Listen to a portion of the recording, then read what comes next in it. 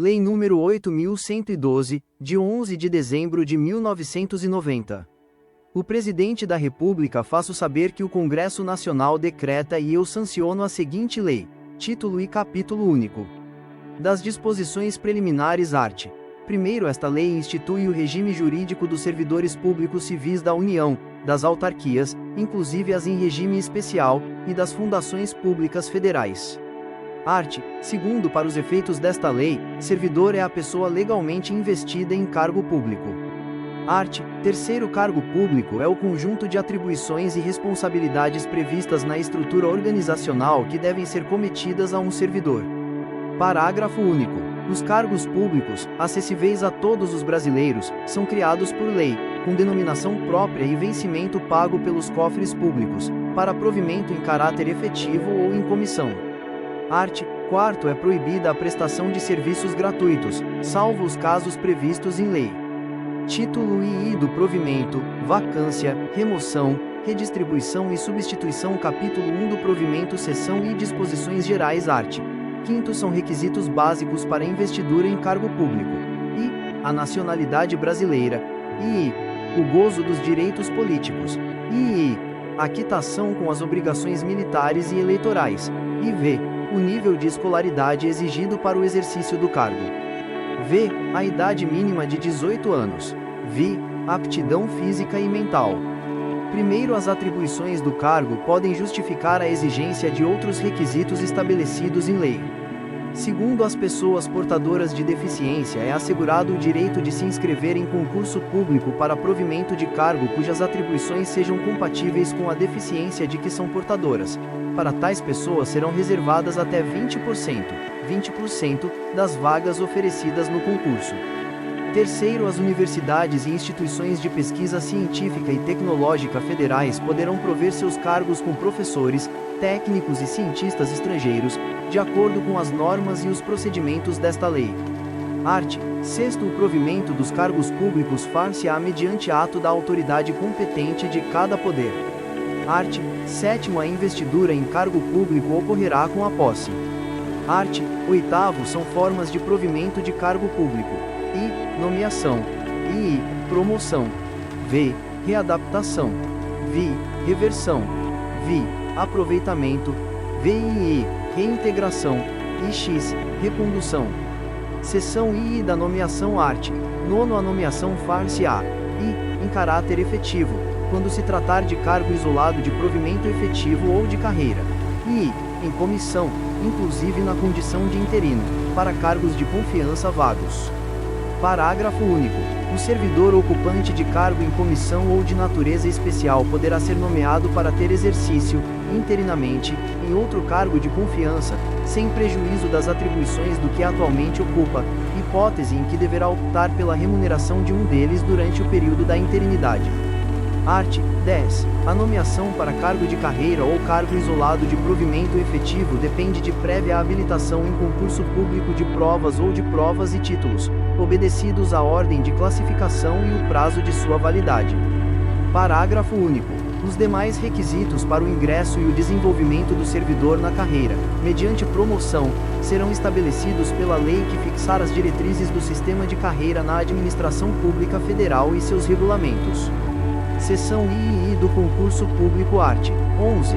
O concurso será de provas ou de provas e títulos, podendo ser realizado em 2 etapas, conforme dispuserem a lei e o regulamento do respectivo plano de carreira, condicionada à inscrição do candidato ao pagamento do valor fixado no edital, quando indispensável ao seu custeio, e ressalvadas as hipóteses de isenção nele expressamente previstas. Art. 12. O concurso público terá validade de até 2 anos, podendo ser prorrogado uma única vez, por igual período. Primeiro, o prazo de validade do concurso e as condições de sua realização serão fixados em edital, que será publicado no Diário Oficial da União e em jornal diário de grande circulação. Segundo, não se abrirá novo concurso enquanto houver candidato aprovado em concurso anterior com prazo de validade não expirado. Seção IV da posse e do exercício. Art. 13. A posse dar-se-á pela assinatura do respectivo termo, no qual deverão constar as atribuições, os deveres, as responsabilidades e os direitos inerentes ao cargo ocupado, que não poderão ser alterados unilateralmente, por qualquer das partes, ressalvados os atos de ofício previstos em lei. Primeiro, a posse ocorrerá no prazo de 30 dias contados da publicação do ato de provimento.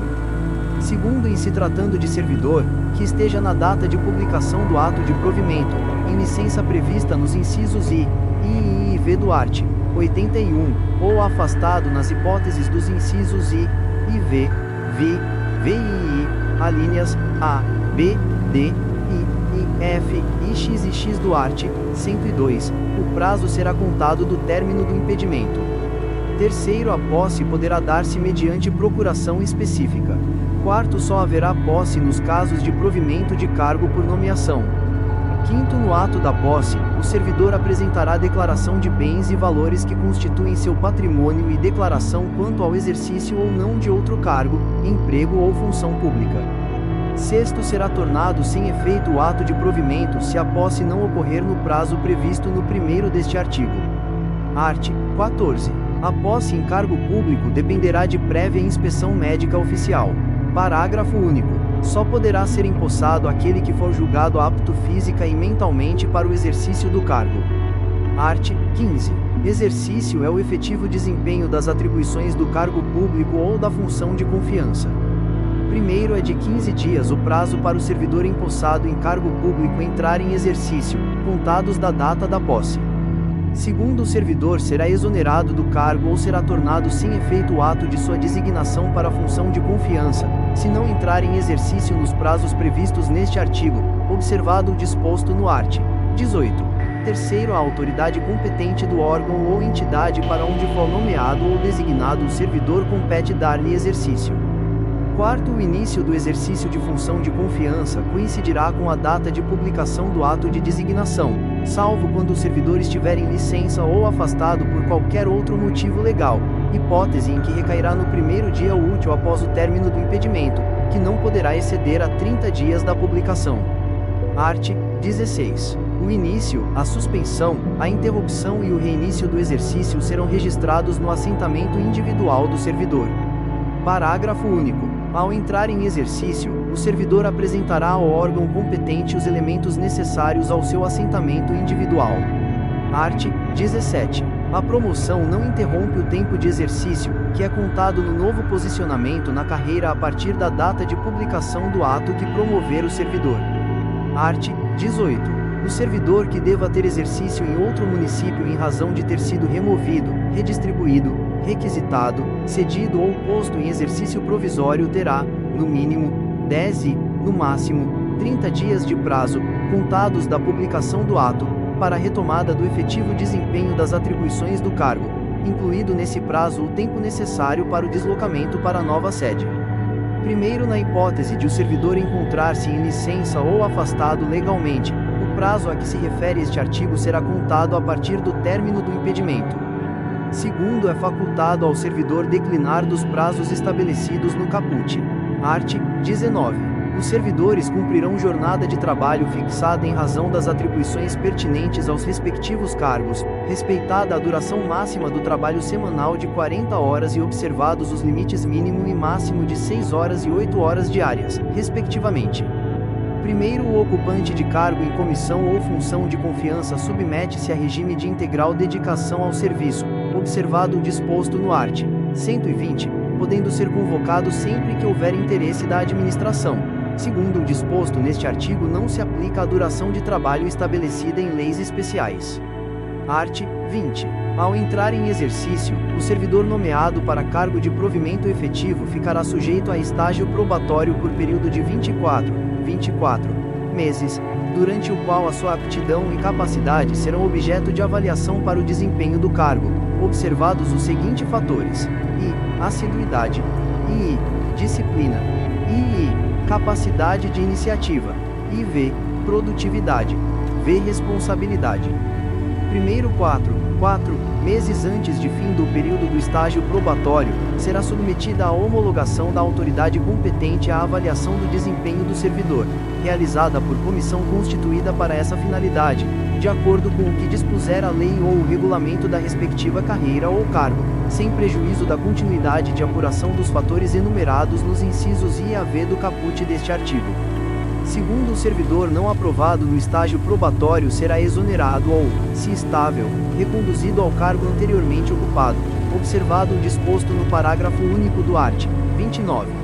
Terceiro, o servidor em estágio probatório poderá exercer quaisquer cargos de provimento em comissão ou funções de direção, chefia ou assessoramento no órgão ou entidade de lotação, e somente poderá ser cedido a outro órgão ou entidade para ocupar cargos de natureza especial, cargos de provimento em comissão do grupo direção e assessoramento superiores, de níveis 6, 5 e 4, ou equivalentes.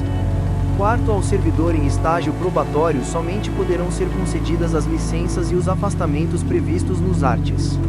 81, incisos I, A e V, 94, 95 e 96, bem assim afastamento para participar de curso de formação decorrente de aprovação em concurso para outro cargo na administração pública federal. Quinto, o estágio probatório ficará suspenso durante as licenças e os afastamentos previstos nos arts. 83, 84, 1º, 86 e 96, bem assim na hipótese de participação em curso de formação, e será retomado a partir do término do impedimento. Seção V da estabilidade art. 21. O servidor habilitado em concurso público e empossado em cargo de provimento efetivo adquirirá estabilidade no serviço público ao completar 2 anos de efetivo exercício. Art. 22. O servidor estável só perderá o cargo em virtude de sentença judicial transitada em julgado ou de processo administrativo disciplinar no qual lhe seja assegurada ampla defesa. Seção V da readaptação art. 24. Readaptação é a investidura do servidor em cargo de atribuições e responsabilidades compatíveis com a limitação que tenha sofrido em sua capacidade física ou mental verificada em inspeção médica. Primeiro, se julgado incapaz para o serviço público, o readaptando será aposentado. Segundo, a readaptação será efetivada em cargo de atribuições afins, respeitada a habilitação exigida, nível de escolaridade e equivalência de vencimentos e, na hipótese de inexistência de cargo vago, o servidor exercerá suas atribuições como excedente, até a ocorrência de vaga. Seção VII da reversão art. 25. Reversão é o retorno à atividade de servidor aposentado, e, por invalidez, quando junta médica oficial declarar insubsistentes os motivos da aposentadoria, ou i, no interesse da administração, desde que tenha solicitado a reversão. B. A aposentadoria tenha sido voluntária. C. Estável quando na atividade. D. A aposentadoria tenha ocorrido nos 5 anos anteriores à solicitação. E. Haja cargo vago. A. Primeiro, a reversão far-se-á no mesmo cargo ou no cargo resultante de sua transformação. B. Segundo, o tempo em que o servidor estiver em exercício será considerado para a concessão da aposentadoria. C. Terceiro, no caso do inciso I, encontrando-se provido o cargo, o servidor exercerá suas atribuições como excedente, até a ocorrência de vaga. D. Quarto, o servidor que retornar à atividade por interesse da administração perceberá, em substituição aos proventos da aposentadoria, a remuneração do cargo que voltar a exercer, inclusive com as vantagens de natureza pessoal que percebia anteriormente à aposentadoria. E, quinto, o servidor de que trata o inciso I somente terá os proventos calculados com base nas regras atuais se permanecer pelo menos 5 anos no cargo. F. Sexto, o Poder Executivo regulamentará o disposto neste artigo. G. Art. 26. H. Art. 27. Não poderá reverter o aposentado que já tiver completado 70 anos de idade. Seção IX da reintegração. Art.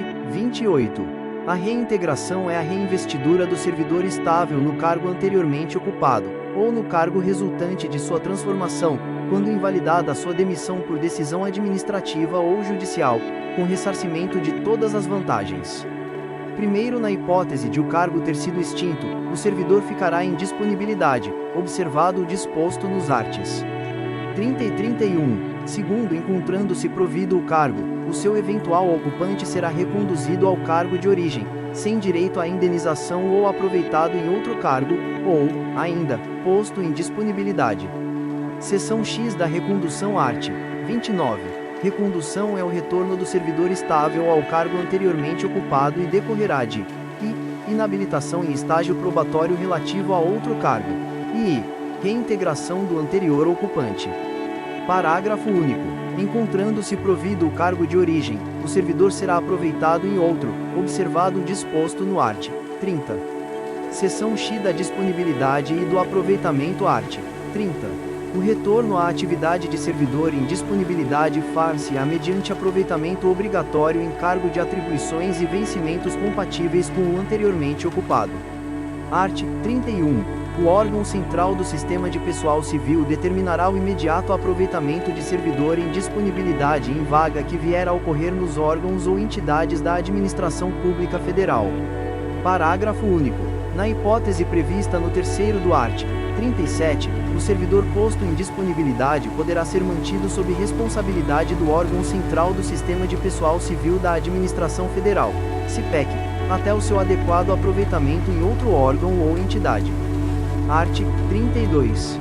Será tornado sem efeito o aproveitamento e cassada a disponibilidade se o servidor não entrar em exercício no prazo legal, salvo doença comprovada por junta médica oficial.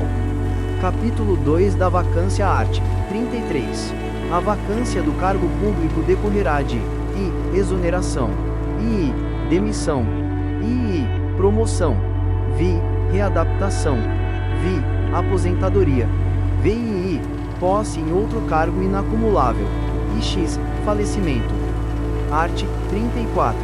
A exoneração de cargo efetivo dar-se-á a pedido do servidor, ou de ofício. Parágrafo único. A exoneração de ofício dar-se-á, i. Quando não satisfeitas as condições do estágio probatório, e quando, tendo tomado posse, o servidor não entrar em exercício no prazo estabelecido. Art. 35. A exoneração de cargo em comissão e a dispensa de função de confiança dar-se-á, i. A juízo da autoridade competente, e a pedido do próprio servidor. Parágrafo único. Capítulo 3 da remoção e da redistribuição seção I da remoção art. 36. Remoção é o deslocamento do servidor, a pedido ou de ofício, no âmbito do mesmo quadro, com ou sem mudança de sede. Parágrafo único. Para fins do disposto neste artigo, entende-se por modalidades de remoção, e, de ofício, no interesse da administração, e, a pedido, a critério da administração, e, a pedido, para outra localidade, independentemente do interesse da administração, a, para acompanhar cônjuge ou companheiro, também servidor público civil ou militar, de qualquer dos poderes da União, dos Estados, do Distrito Federal e dos municípios, que foi deslocado no interesse da administração. B. Por motivo de saúde do servidor, cônjuge, companheiro ou dependente que viva às suas expensas e conste do seu assentamento funcional, condicionada à comprovação por junta médica oficial. C. Em virtude de processo seletivo promovido, na hipótese em que o número de interessados for superior ao número de vagas, de acordo com normas pré-estabelecidas pelo órgão ou entidade em que aqueles estejam lotados. Seção II da redistribuição art. 37. Redistribuição é o deslocamento de cargo de provimento efetivo, ocupado ou vago no âmbito do quadro geral de pessoal, para outro órgão ou entidade do mesmo poder, com prévia apreciação do órgão central do CIPEC, observados os seguintes preceitos: i. Interesse da administração, i. Equivalência de vencimentos, i. Manutenção da essência das atribuições do cargo, e v. Vinculação entre os graus de responsabilidade e complexidade das atividades, v. Mesmo nível de escolaridade, especialidade ou habilitação profissional, v. Compatibilidade entre as atribuições do cargo e as finalidades institucionais do órgão ou entidade. Primeiro, a redistribuição ocorrerá ex officio para ajustamento de lotação e da força de trabalho às necessidades dos serviços, inclusive nos casos de reorganização, extinção ou criação de órgão ou entidade. Segundo, a redistribuição de cargos efetivos vagos se dará mediante ato conjunto entre o órgão central do CIPEC e os órgãos e entidades da administração pública federal envolvidos. Terceiro, nos casos de reorganização ou extinção de órgão ou entidade, extinto o cargo ou declarada sua desnecessidade no órgão ou entidade, O servidor estável que não for redistribuído será colocado em disponibilidade, até seu aproveitamento na forma dos artes. 30 e 31. Quarto, o servidor que não for redistribuído ou colocado em disponibilidade poderá ser mantido sob responsabilidade do órgão central do CIPEC, e ter exercício provisório, em outro órgão ou entidade, até seu adequado aproveitamento. Capítulo 4 da substituição art. 38. Os servidores investidos em cargo ou função de direção ou chefia e os ocupantes de cargo de natureza especial terão substitutos indicados no regimento interno ou, no caso de omissão, previamente designados pelo dirigente máximo do órgão ou entidade.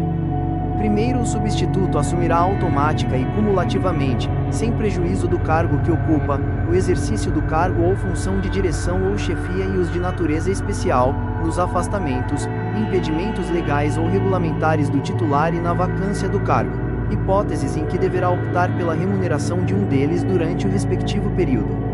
Segundo, o substituto fará jus à retribuição pelo exercício do cargo ou função de direção ou chefia ou de cargo de natureza especial, nos casos dos afastamentos ou impedimentos legais do titular, superiores a 30 dias consecutivos, paga na proporção dos dias de efetiva substituição, que excederem o referido período. Art. 39. O disposto no artigo anterior aplica-se aos titulares de unidades administrativas organizadas em nível de assessoria. Título II dos Direitos e Vantagens. Capítulo 1 do Vencimento e da Remuneração. Art. 40. Vencimento é a retribuição pecuniária pelo exercício de cargo público, com valor fixado em lei. Art. 41. Remuneração é o vencimento do cargo efetivo, acrescido das vantagens pecuniárias permanentes estabelecidas em lei. Primeiro, a remuneração do servidor investido em função ou cargo em comissão será paga na forma prevista no art. 62. Segundo, o servidor investido em cargo em comissão de órgão ou entidade diversa da de sua lotação receberá a remuneração de acordo com o estabelecido no primeiro do art. 93. Terceiro, o vencimento do cargo efetivo, acrescido das vantagens de caráter permanente, é irredutível. Quarto, é assegurada a isonomia de vencimentos para cargos de atribuições iguais ou assemelhadas do mesmo poder, ou entre servidores dos três poderes, ressalvadas as vantagens de caráter individual e as relativas à natureza ou ao local de trabalho. Quinto, nenhum servidor receberá remuneração inferior ao salário mínimo. Art. 42. Nenhum servidor poderá perceber, mensalmente, a título de remuneração, importância superior à soma dos valores percebidos como remuneração, em espécie, a qualquer título, no âmbito dos respectivos poderes, pelos ministros de Estado, por membros do Congresso Nacional e ministros do Supremo Tribunal Federal. Parágrafo único. Excluem-se do teto de remuneração as vantagens previstas nos incisos I e AV do art. 61. Art. 44. O servidor perderá, e, a remuneração do dia em que faltar ao serviço, sem motivo justificado, e, a parcela de remuneração diária, proporcional aos atrasos, ausências justificadas, ressalvadas as concessões de que trata o art. 97, e saídas antecipadas, salvo na hipótese de compensação de horário, até o mês subsequente ao da ocorrência, a ser estabelecida pela chefia imediata. Parágrafo único. As faltas justificadas decorrentes de caso fortuito ou de força maior poderão ser compensadas a critério da chefia imediata, sendo assim consideradas como efetivo exercício. Art. 45. Salvo por imposição legal ou mandado judicial, nenhum desconto incidirá sobre a remuneração ou provento. Art. 46. As reposições e indenizações ao erário, atualizadas até 30 de junho de 1994, serão previamente comunicadas ao servidor ativo, aposentado ou ao pensionista, para pagamento, no prazo máximo de 30 dias, podendo ser parceladas, a pedido do interessado. Primeiro, o valor de cada parcela não poderá ser inferior ao correspondente a 10% da remuneração, provento ou pensão. Segundo, quando o pagamento indevido houver ocorrido no mês anterior ao do processamento da folha, a reposição será feita imediatamente, em uma única parcela. Terceiro, na hipótese de valores recebidos em decorrência de cumprimento à decisão liminar, a tutela antecipada ou a sentença que venha a ser revogada ou rescindida, serão eles atualizados até a data da reposição. Art. 47. O servidor em débito com o erário, que for demitido, exonerado ou que tiver sua aposentadoria ou disponibilidade cassada, terá o prazo de 60 dias para quitar o débito. Parágrafo único. A não quitação do débito no prazo previsto implicará sua inscrição em dívida ativa. Art. 48. O vencimento, a remuneração e o provento não serão objeto de arresto, sequestron ou penhora, exceto nos casos de prestação de alimentos resultante de decisão judicial. Capítulo 2 das vantagens art. 49. Além do vencimento, poderão ser pagas ao servidor as seguintes vantagens: i. Indenizações, i. Gratificações, i. Adicionais. Primeiro, as indenizações não se incorporam ao vencimento ou provento para qualquer efeito. Segundo, as gratificações e os adicionais incorporam-se ao vencimento ou provento, nos casos e condições indicados em lei. Art. 50. As vantagens pecuniárias não serão computadas, nem acumuladas, para efeito de concessão de quaisquer outros acréscimos pecuniários ulteriores, sob o mesmo título ou idêntico fundamento. Seção I. Das indenizações art. 51. Constituem indenizações ao servidor, i. Ajuda de custo, i. Diárias, i. Transporte, iv. Auxílio moradia. Art. 52. Os valores das indenizações estabelecidas nos incisos i a e i do art. 51, assim como as condições para sua concessão, serão estabelecidos em regulamento. Subseção I da ajuda de custo art. 53.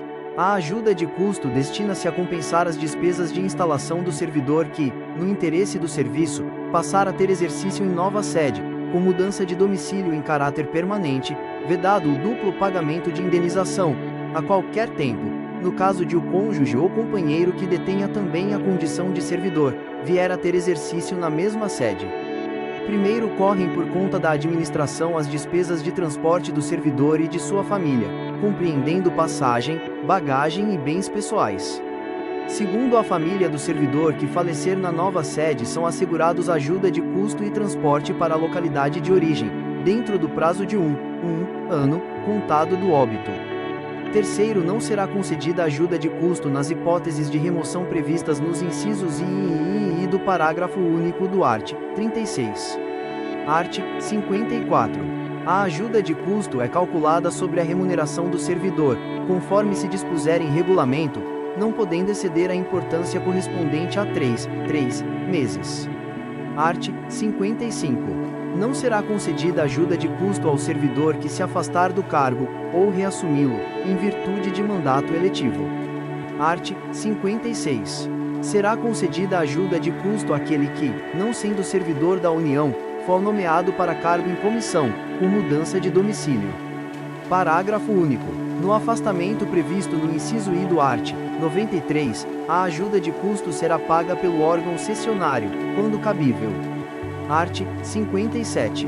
O servidor ficará obrigado a restituir a ajuda de custo quando, injustificadamente, não se apresentar na nova sede no prazo de 30 dias. Subseção II das diárias art. 58. O servidor que, a serviço, afastar-se da sede em caráter eventual ou transitório para outro ponto do território nacional ou para o exterior, fará jus a passagens e diárias destinadas a indenizar as parcelas de despesas extraordinária com pousada, alimentação e locomoção urbana, conforme dispuser em regulamento. Primeiro, a diária será concedida por dia de afastamento, sendo devida pela metade quando o deslocamento não exigir pernoite fora da sede, ou quando a União custear, por meio diverso, as despesas extraordinárias cobertas por diárias. Segundo, nos casos em que o deslocamento da sede constituir exigência permanente do cargo, o servidor não fará jus a diárias. Terceiro, também não fará jus a diárias o servidor que se deslocar dentro da mesma região metropolitana, aglomeração urbana ou microrregião, constituídas por municípios limítrofes e regularmente instituídas, ou em áreas de controle integrado mantidas com países limítrofes, cuja jurisdição e competência dos órgãos, entidades e servidores brasileiros considera-se estendida, salvo se houver pernoite fora da sede, hipóteses em que as diárias pagas serão sempre as fixadas para os afastamentos dentro do território nacional. Art. 59. O servidor que receber diárias e não se afastar da sede, por qualquer motivo, fica obrigado a restituí-las integralmente, no prazo de 5 dias. Parágrafo único. Na hipótese de o servidor retornar à sede em prazo menor do que o previsto para o seu afastamento, restituirá as diárias recebidas em excesso, no prazo previsto no caput. Subseção II da indenização de transporte art. 60. Conceder-se a indenização de transporte ao servidor que realizar despesas com a utilização de meio próprio de locomoção para a execução de serviços externos, por força das atribuições próprias do cargo, conforme se dispuser em regulamento. Subseção IV.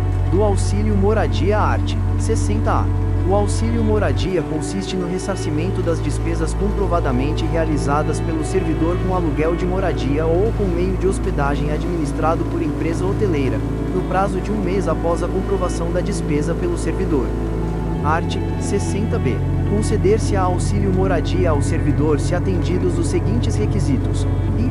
Não exista imóvel funcional disponível para uso pelo servidor, e o cônjuge ou companheiro do servidor não ocupe imóvel funcional, e o servidor ou seu cônjuge ou companheiro não seja ou tenha sido proprietário, promitente comprador, cessionário ou promitente cessionário de imóvel no município aonde for exercer o cargo, incluída a hipótese de lote edificado sem averbação de construção, nos 12 meses que antecederem a sua nomeação.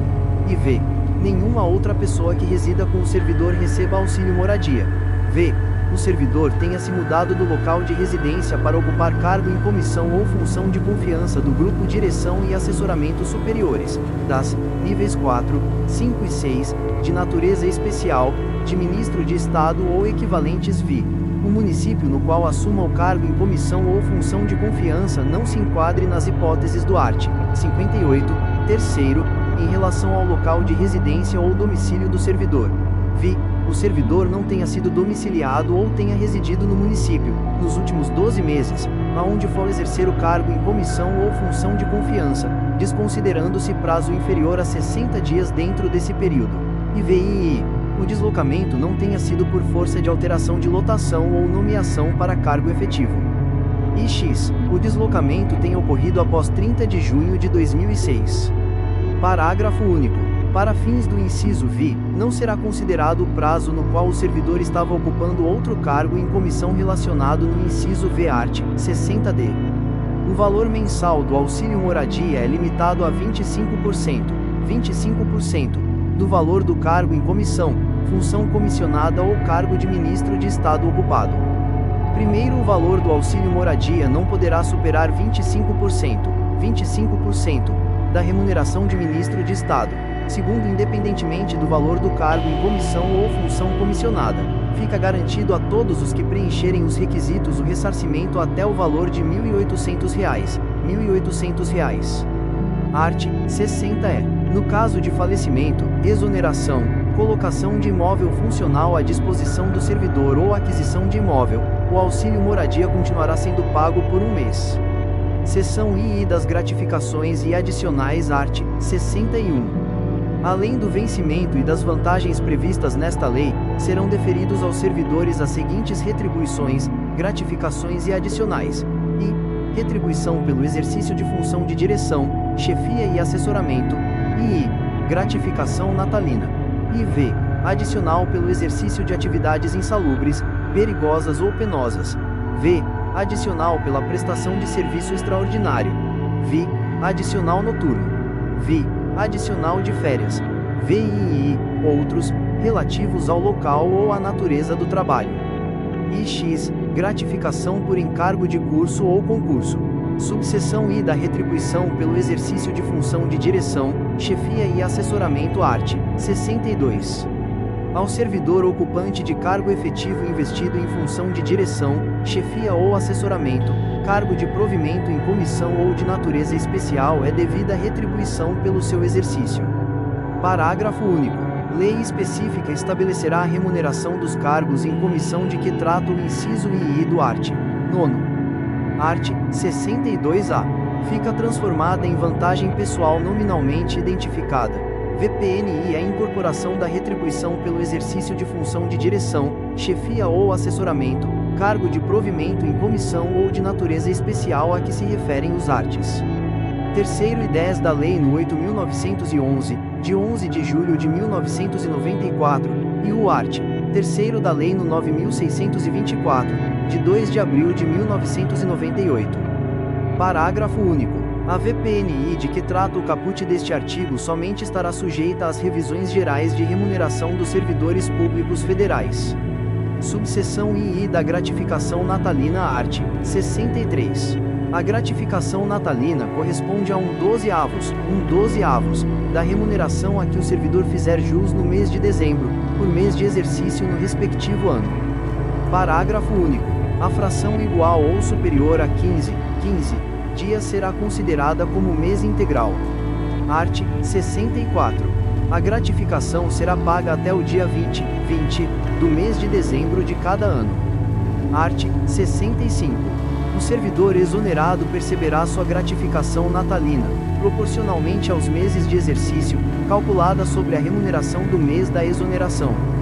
Art. 66. A gratificação natalina não será considerada para cálculo de qualquer vantagem pecuniária. Subseção II do adicional por tempo de serviço.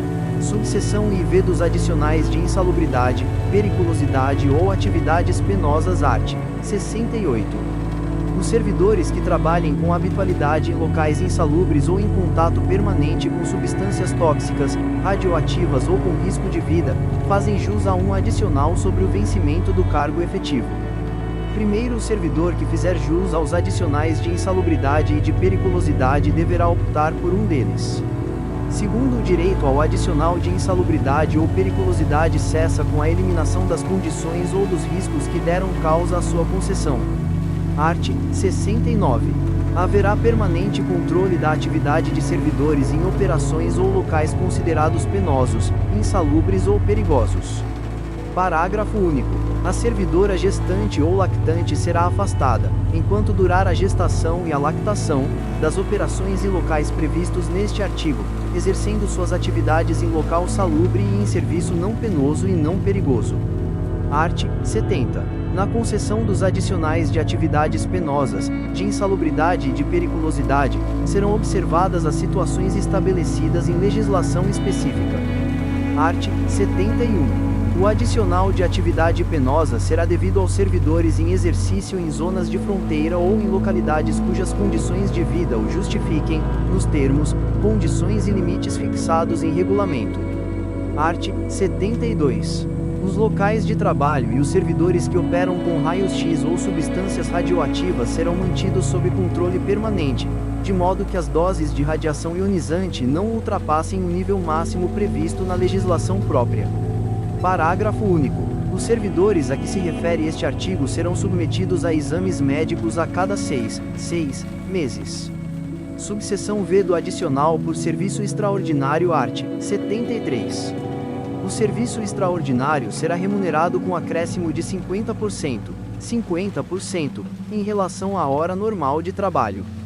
Art. 74. Somente será permitido serviço extraordinário para atender a situações excepcionais e temporárias, respeitado o limite máximo de 2 horas por jornada. Subseção V do adicional noturno art. 75. O serviço noturno, prestado em horário compreendido entre 22 horas de um dia e 5 horas do dia seguinte, terá o valor hora acrescido de 25%, computando-se cada hora como 52 minutos e 30 segundos. Parágrafo único. Em se tratando de serviço extraordinário, o acréscimo de que trata este artigo incidirá sobre a remuneração prevista no art. 73. Subseção V do adicional de férias art. 76. Independentemente de solicitação, será pago ao servidor, por ocasião das férias, um adicional correspondente a 1/3 da remuneração do período das férias. Parágrafo único. No caso de o servidor exercer função de direção, chefia ou assessoramento, ou ocupar cargo em comissão, a respectiva vantagem será considerada no cálculo do adicional de que trata este artigo. Subseção VII da gratificação por encargo de curso ou concurso art. 76A. A gratificação por encargo de curso ou concurso é devida ao servidor que, em caráter eventual, atuar como instrutor em curso de formação, de desenvolvimento ou de treinamento regularmente instituído no âmbito da administração pública federal. E participar de banca examinadora ou de comissão para exames orais, para análise curricular, para correção de provas discursivas, para elaboração de questões de provas ou para julgamento de recursos intentados por candidatos. E participar da logística de preparação e de realização de concurso público envolvendo atividades de planejamento, coordenação, supervisão, execução e avaliação de resultado, quando tais atividades não estiverem incluídas entre as suas atribuições permanentes. E v. Participar da aplicação, fiscalizar ou avaliar provas de exame vestibular ou de concurso público ou supervisionar essas atividades. Primeiro, os critérios de concessão e os limites da gratificação de que trata este artigo serão fixados em regulamento, observados os seguintes parâmetros. O valor da gratificação será calculado em horas, observadas a natureza e a complexidade da atividade exercida. E a retribuição não poderá ser superior ao equivalente a 120 horas de trabalho anuais, ressalvada a situação de excepcionalidade, devidamente justificada e previamente aprovada pela autoridade máxima do órgão ou entidade, que poderá autorizar o acréscimo de até 120 horas de trabalho anuais. E o valor máximo da hora trabalhada corresponderá aos seguintes percentuais, incidentes sobre o maior vencimento básico da administração pública federal: a. 2,2%, 2 inteiros e 2/10%, em se tratando de atividades previstas nos incisos I e I do caput deste artigo; b. 1,2%, 1 inteiro e 2/10%, em se tratando de atividade prevista nos incisos I e V do caput deste artigo. Segundo, a gratificação por encargo de curso ou concurso somente será paga se as atividades referidas nos incisos do caput deste artigo forem exercidas sem prejuízo das atribuições do cargo de que o servidor for titular, devendo ser objeto de compensação de carga horária quando desempenhadas durante a jornada de trabalho, na forma do 4º do art. 98 desta lei. Terceiro, a gratificação por encargo de curso ou concurso não se incorpora ao vencimento ou salário do servidor para qualquer efeito e não poderá ser utilizada como base de cálculo para quaisquer outras vantagens, inclusive para fins de cálculo dos proventos da aposentadoria e das pensões. Capítulo 3 das férias art. 77. O servidor fará jus a 30 dias de férias, que podem ser acumuladas, até o máximo de 2 períodos, no caso de necessidade do serviço, ressalvadas as hipóteses em que haja legislação específica. Primeiro, para o primeiro período aquisitivo de férias serão exigidos 12 meses de exercício. Segundo, é vedado levar à conta de férias qualquer falta ao serviço. Terceiro, as férias poderão ser parceladas em até 3 etapas, desde que assim requeridas pelo servidor, e no interesse da administração pública. Art. 78. O pagamento da remuneração das férias será efetuado até 2 dias antes do início do respectivo período, observando-se o disposto no primeiro deste artigo.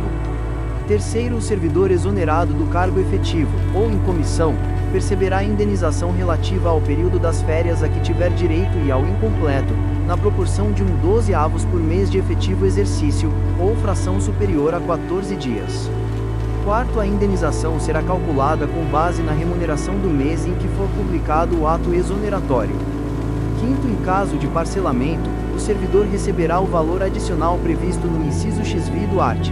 7º da Constituição Federal quando da utilização do primeiro período. Art. 79.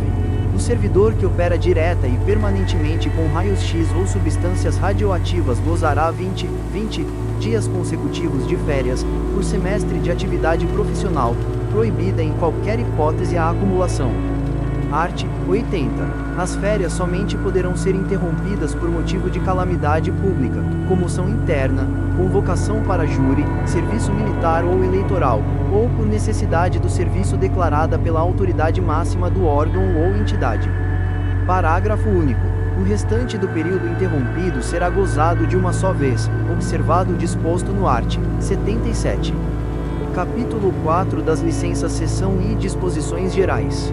Art. 81. Conceder-se-á ao servidor licença, e, por motivo de doença em pessoa da família, e, por motivo de afastamento do cônjuge ou companheiro, e, para o serviço militar, e v, para atividade política, v, para capacitação, vi. Para tratar de interesses particulares, vi. Para desempenho de mandato classista. Primeiro, a licença prevista no inciso I do caput deste artigo, bem como cada uma de suas prorrogações, serão precedidas de exame por perícia médica oficial, observado o disposto no art. 204 desta lei. Terceiro, é vedado o exercício de atividade remunerada durante o período da licença prevista no inciso I deste artigo. Art. 82. A licença concedida dentro de 60 dias do término de outra da mesma espécie será considerada como prorrogação. Seção II da licença por motivo de doença em pessoa da família. Art. 83. Poderá ser concedida licença ao servidor por motivo de doença do cônjuge ou companheiro, dos pais, dos filhos, do padrasto ou madrasta e enteado, ou dependente que viva às suas expensas e conste do seu assentamento funcional, mediante comprovação por perícia médica oficial.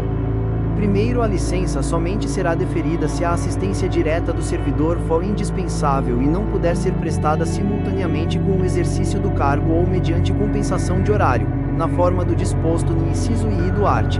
44.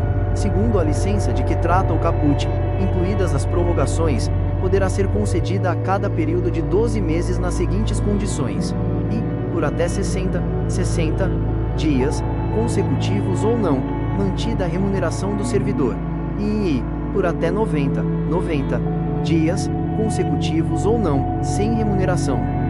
Terceiro, o início do interstício de 12 meses será contado a partir da data do deferimento da primeira licença concedida.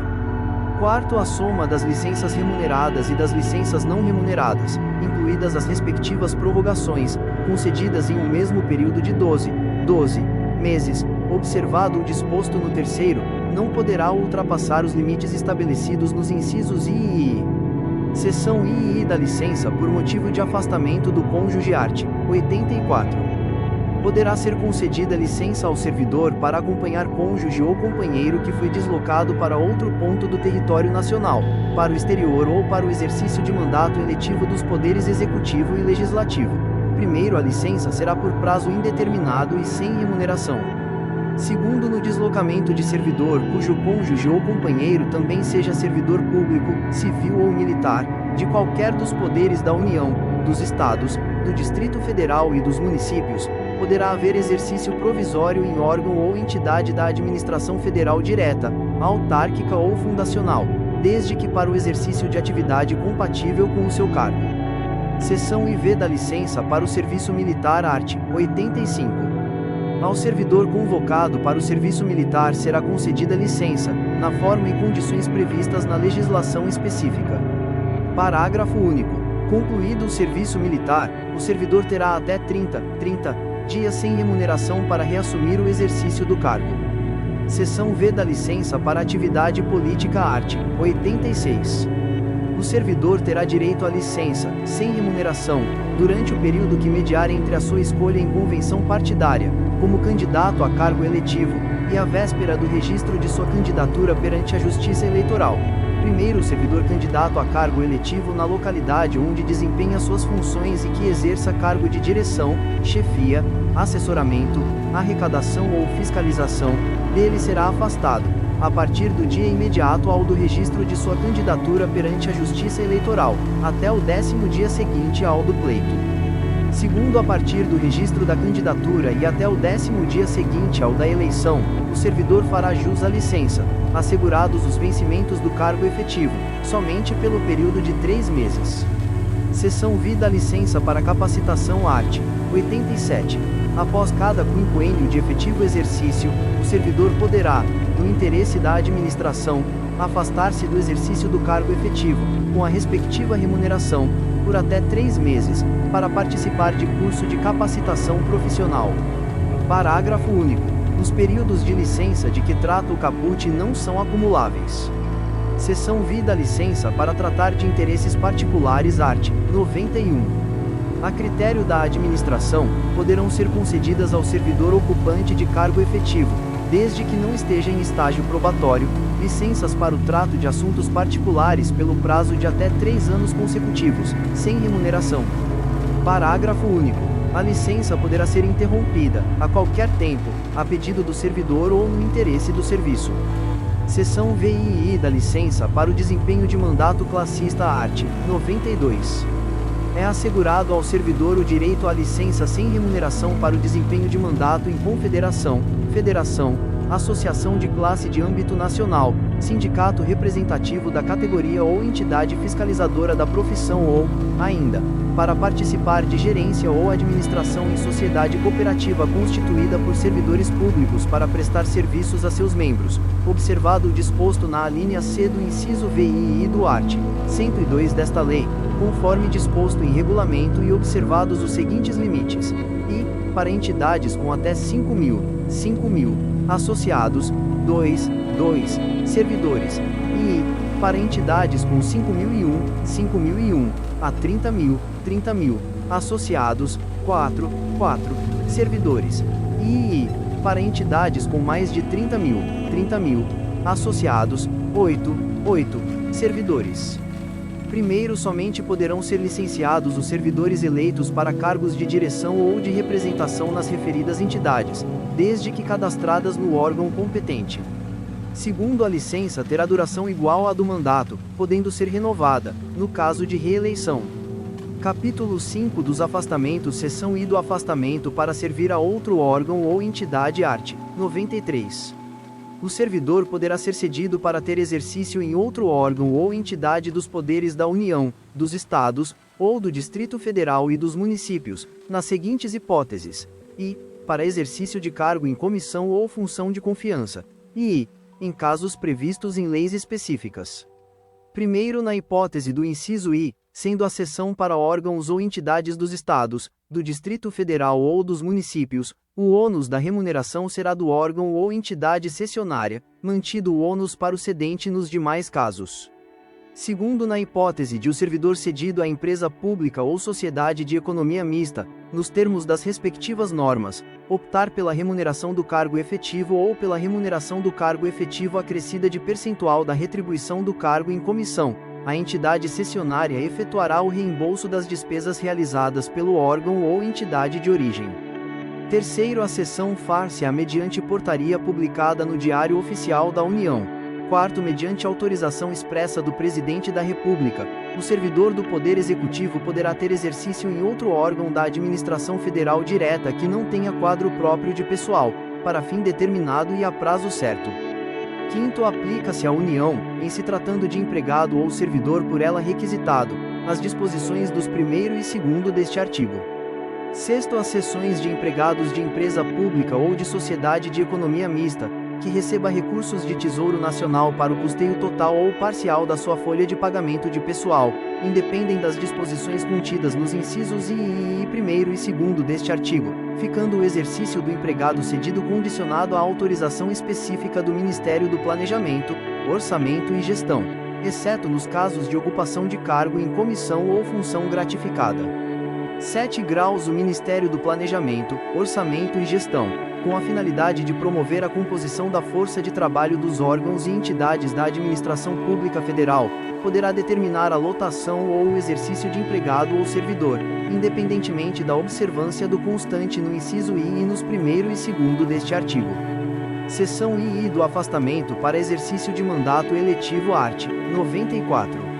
Ao servidor investido em mandato eletivo aplicam-se as seguintes disposições: e, tratando-se de mandato federal, estadual ou distrital, ficará afastado do cargo. E, investido no mandato de prefeito, será afastado do cargo, sendo-lhe facultado optar pela sua remuneração. E, investido no mandato de vereador, a, havendo compatibilidade de horário, perceberá as vantagens de seu cargo, sem prejuízo da remuneração do cargo eletivo. B, não havendo compatibilidade de horário, será afastado do cargo, sendo-lhe facultado optar pela sua remuneração. Primeiro, no caso de afastamento do cargo, o servidor contribuirá para a Seguridade Social como se em exercício estivesse. Segundo, o servidor investido em mandato eletivo ou classista não poderá ser removido ou redistribuído de ofício para localidade diversa daquela onde exerce o mandato. Seção II do afastamento para estudo ou missão no exterior art. 95. O servidor não poderá ausentar-se do país para estudo ou missão oficial, sem autorização do Presidente da República, presidente dos órgãos do Poder Legislativo e presidente do Supremo Tribunal Federal. Primeiro, a ausência não excederá a 4 anos, e fim da missão ou estudo, somente decorrido igual período, será permitida nova ausência. Segundo, ao servidor beneficiado pelo disposto neste artigo não será concedida exoneração ou licença para tratar de interesse particular antes de decorrido período igual ao do afastamento, ressalvada a hipótese de ressarcimento da despesa havida com seu afastamento. Terceiro, o disposto neste artigo não se aplica aos servidores da carreira diplomática. Quarto, as hipóteses, condições e formas para a autorização de que trata este artigo, inclusive no que se refere à remuneração do servidor, serão disciplinadas em regulamento. Art. 96. O afastamento de servidor para servir em organismo internacional de que o Brasil participe ou com o qual coopere dar-se-á com perda total da remuneração. Do afastamento para participação em programa de pós-graduação stricto sensu no país. Art. 96-A. O servidor poderá, no interesse da administração, e desde que a participação não possa ocorrer simultaneamente com o exercício do cargo ou mediante compensação de horário, afastar-se do exercício do cargo efetivo, com a respectiva remuneração, para participar em programa de pós-graduação stricto sensu em instituição de ensino superior no país. Primeiro ato do dirigente máximo do órgão ou entidade definirá, em conformidade com a legislação vigente, os programas de capacitação e os critérios para participação em programas de pós-graduação no país, com ou sem afastamento do servidor, que serão avaliados por um comitê constituído para este fim. Segundo, os afastamentos para realização de programas de mestrado e doutorado somente serão concedidos aos servidores titulares de cargos efetivos no respectivo órgão ou entidade há pelo menos 3 anos para mestrado e 4 anos para doutorado, incluído o período de estágio probatório, que não tenham se afastado por licença para tratar de assuntos particulares para gozo de licença capacitação ou com fundamento neste artigo nos 2 anos anteriores à data da solicitação de afastamento. Terceiro, os afastamentos para realização de programas de pós-doutorado somente serão concedidos aos servidores titulares de cargos efetivos no respectivo órgão ou entidade há pelo menos 4 anos, incluído o período de estágio probatório, e que não tenham se afastado por licença para tratar de assuntos particulares ou com fundamento neste artigo, nos 4 anos anteriores à data da solicitação de afastamento. Quarto, os servidores beneficiados pelos afastamentos previstos nos primeiro, segundo e terceiro deste artigo terão que permanecer no exercício de suas funções após o seu retorno por um período igual ao do afastamento concedido. Quinto, caso o servidor venha a solicitar exoneração do cargo ou aposentadoria, antes de cumprido o período de permanência previsto no quarto deste artigo, deverá ressarcir o órgão ou entidade, na forma do art. 47 da Lei nº 8.112, de 11 de dezembro de 1990, dos gastos com seu aperfeiçoamento. Sexto, caso o servidor não obtenha o título ou grau que justificou seu afastamento no período previsto, aplica-se o disposto no quinto deste artigo, salvo na hipótese comprovada de força maior ou de caso fortuito, a critério do dirigente máximo do órgão ou entidade. Sétimo, aplica-se a participação em programa de pós-graduação no exterior, autorizado nos termos do art. 95 desta lei, o disposto nos 1º a 6º deste artigo. Capítulo 6 das concessões art. 97. Sem qualquer prejuízo, poderá o servidor ausentar-se do serviço, e, por um dia, para doação de sangue, e, pelo período comprovadamente necessário para alistamento ou recadastramento eleitoral, limitado, em qualquer caso, a 2 dias, e, por 8 dias consecutivos em razão de a. Casamento, b. Falecimento do cônjuge, companheiro, pais, madrasta ou padrasto, filhos, enteados, menor sob guarda ou tutela e irmãos. Art. 98. Será concedido horário especial ao servidor estudante, quando comprovada a incompatibilidade entre o horário escolar e o da repartição, sem prejuízo do exercício do cargo. Primeiro, para efeito do disposto neste artigo, será exigida a compensação de horário no órgão ou entidade que tiver exercício, respeitada a duração semanal do trabalho. Segundo, também será concedido horário especial ao servidor portador de deficiência, quando comprovada a necessidade por junta médica oficial, independentemente de compensação de horário. Terceiro, as disposições constantes do segundo são extensivas ao servidor que tenha cônjuge, filho ou dependente com deficiência. Quarto, será igualmente concedido horário especial, vinculado à compensação de horário a ser efetivada no prazo de até um ano, ao servidor que desempenha atividade prevista nos incisos I e I do caput do art. 76A desta lei. Art. 99. Ao servidor estudante que mudar de sede no interesse da administração é assegurada, na localidade da nova residência ou na mais próxima, matrícula em instituição de ensino congênere, em qualquer época, independentemente de vaga. Parágrafo único. O disposto neste artigo estende-se ao cônjuge ou companheiro, aos filhos, ou enteados do servidor que vivam na sua companhia, bem como aos menores sob sua guarda, com autorização judicial. Capítulo 7 do Tempo de Serviço Art. 100. É contado para todos os efeitos o tempo de serviço público federal, inclusive o prestado às Forças Armadas. Art. 101. A apuração do tempo de serviço será feita em dias, que serão convertidos em anos, considerado o ano como de 365 dias. Art. 102. Além das ausências ao serviço previstas no art. 97, são considerados como de efetivo exercício os afastamentos em virtude de férias, e exercício de cargo em comissão ou equivalente, em órgão ou entidade dos poderes da União, dos Estados, municípios e Distrito Federal, e exercício de cargo ou função de governo ou administração, em qualquer parte do território nacional, por nomeação do Presidente da República, e participação em programa de treinamento regularmente instituído ou em programa de pós-graduação stricto sensu no país, conforme dispuser o regulamento.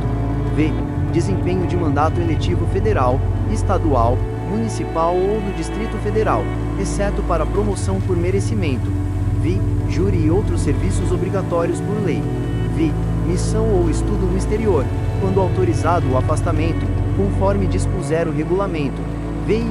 Licença. A gestante, a adotante e a paternidade. Para tratamento da própria saúde, até o limite de 24 meses, cumulativo ao longo do tempo de serviço público prestado à União, em cargo de provimento efetivo. Para o desempenho de mandato classista ou participação de gerência ou administração em sociedade cooperativa constituída por servidores para prestar serviços a seus membros, exceto para efeito de promoção por merecimento. Por motivo de acidente em serviço ou doença profissional, e, para capacitação, conforme dispuser o regulamento. Por convocação para o serviço militar. E deslocamento para a nova sede de que trata o art. 18. Participação em competição desportiva nacional ou convocação para integrar representação desportiva nacional, no país ou no exterior, conforme disposto em lei específica. Afastamento para servir em organismo internacional de que o Brasil participe ou com o qual coopere. Art. 103. Contar-se-á apenas para efeito de aposentadoria e disponibilidade, e o tempo de serviço público prestado aos Estados, municípios e Distrito Federal, e a licença para tratamento de saúde de pessoal da família do servidor, com remuneração, que exceder a 30 dias em período de 12 meses.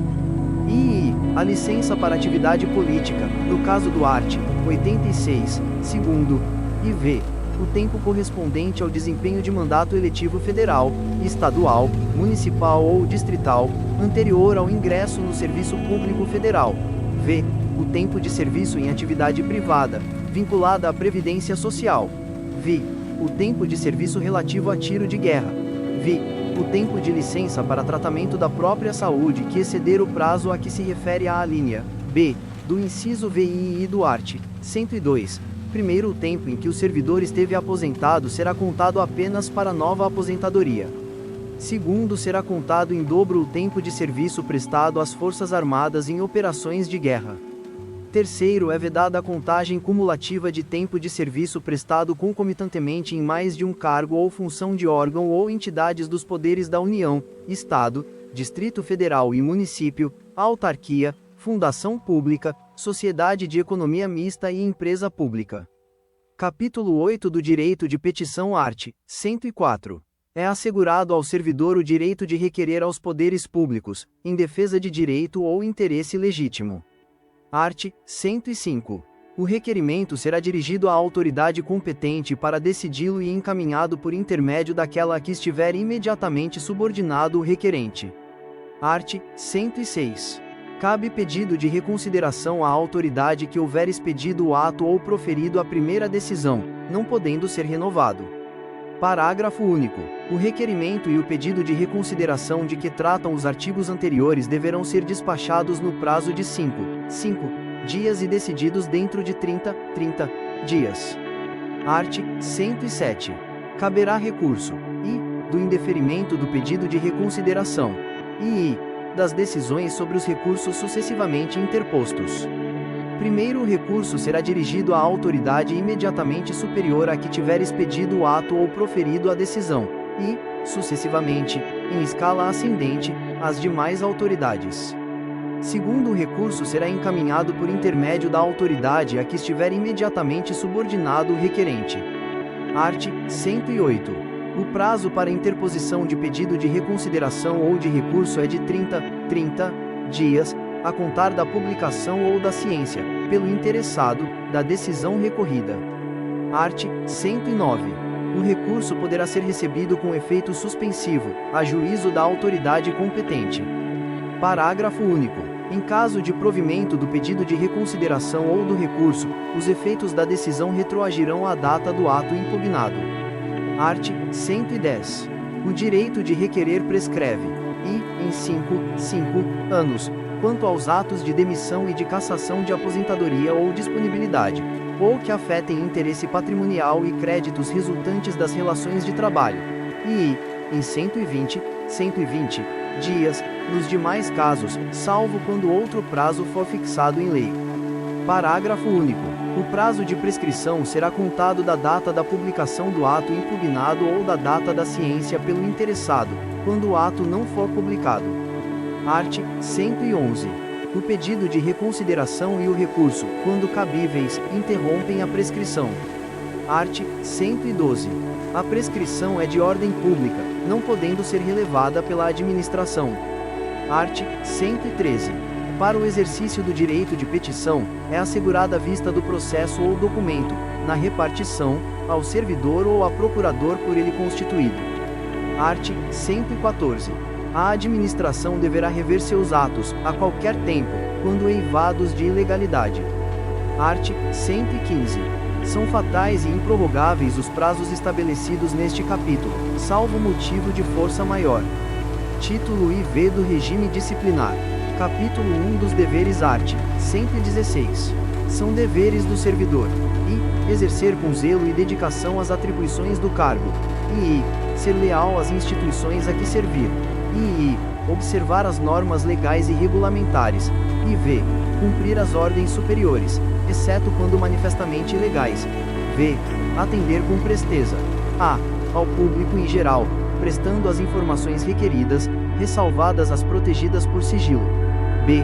a expedição de certidões requeridas para defesa de direito ou esclarecimento de situações de interesse pessoal, c. as requisições para a defesa da fazenda pública, v.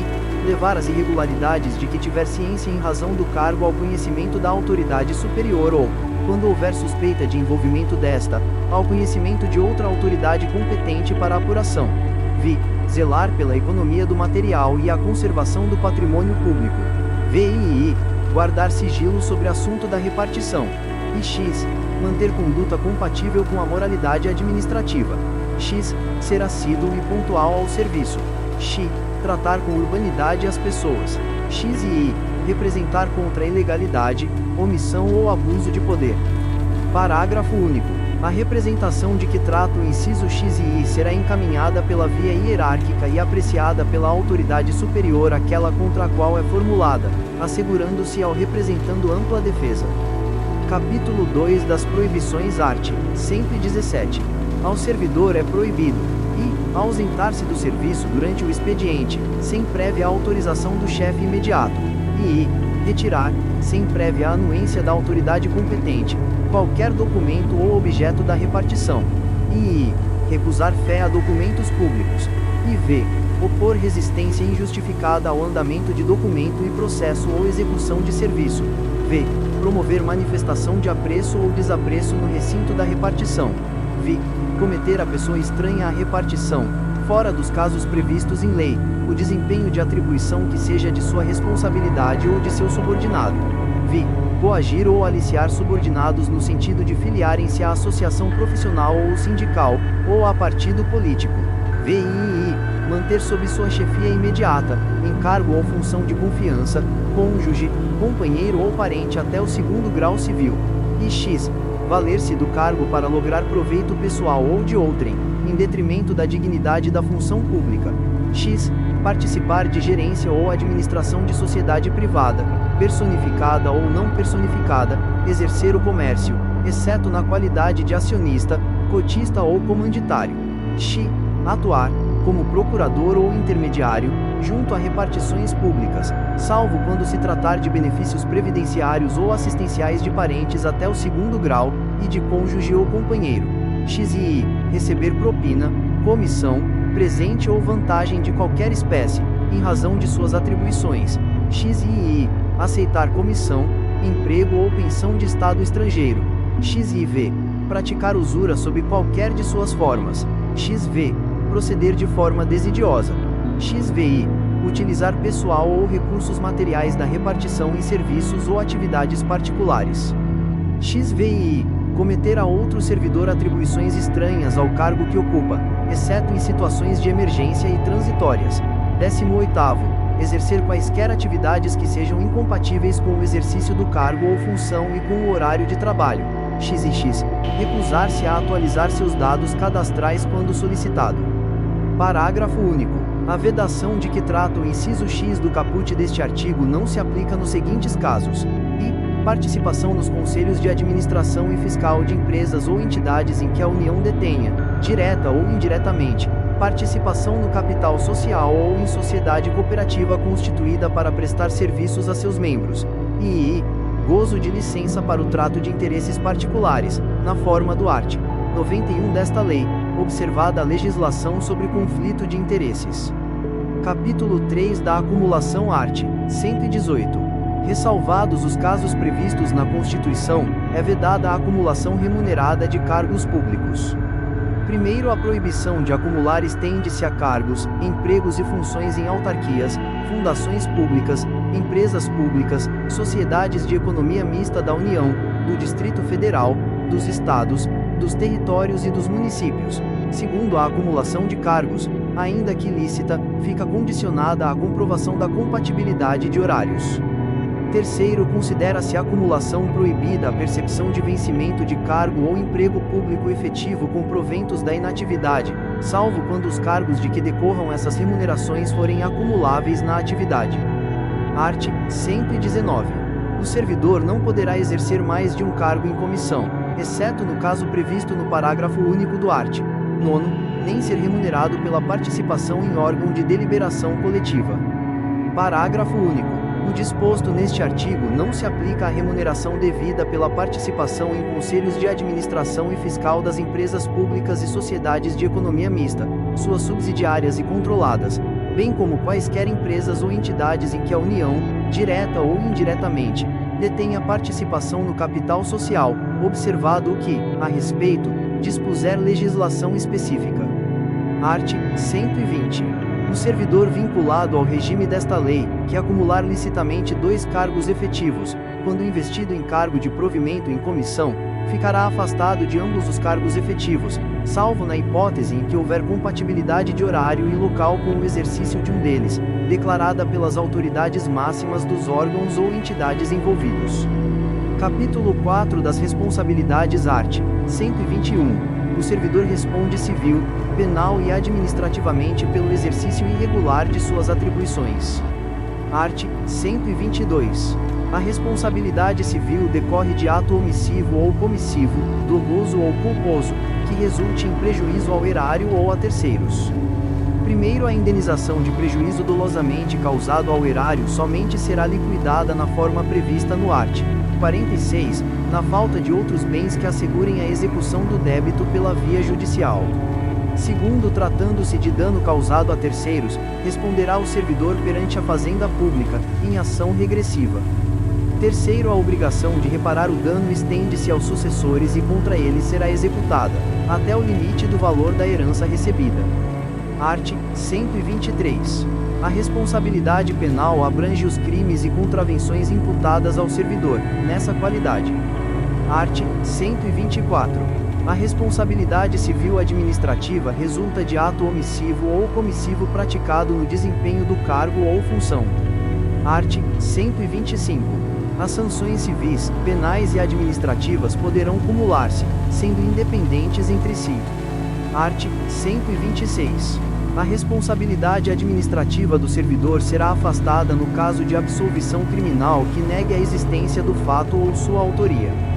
Art. 126-A.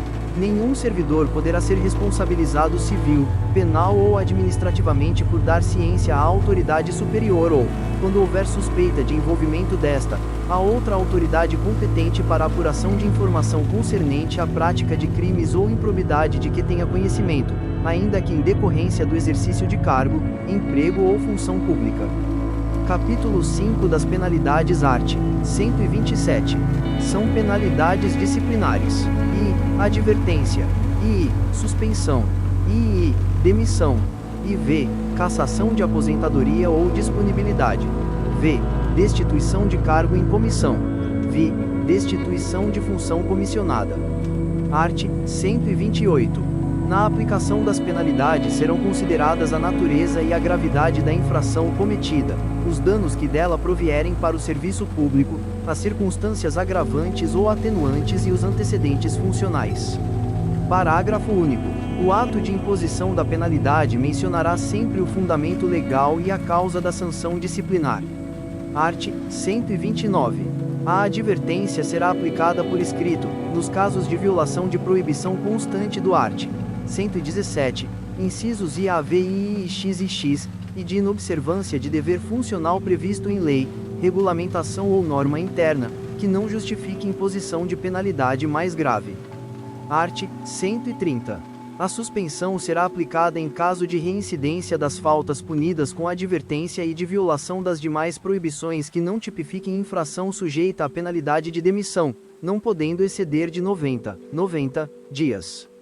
Primeiro será punido com suspensão de até 15 dias o servidor que, injustificadamente, recusar-se a ser submetido à inspeção médica determinada pela autoridade competente, cessando os efeitos da penalidade uma vez cumprida a determinação. Segundo, quando houver conveniência para o serviço, a penalidade de suspensão poderá ser convertida em multa, na base de 50%, por dia de vencimento ou remuneração, ficando o servidor obrigado a permanecer em serviço.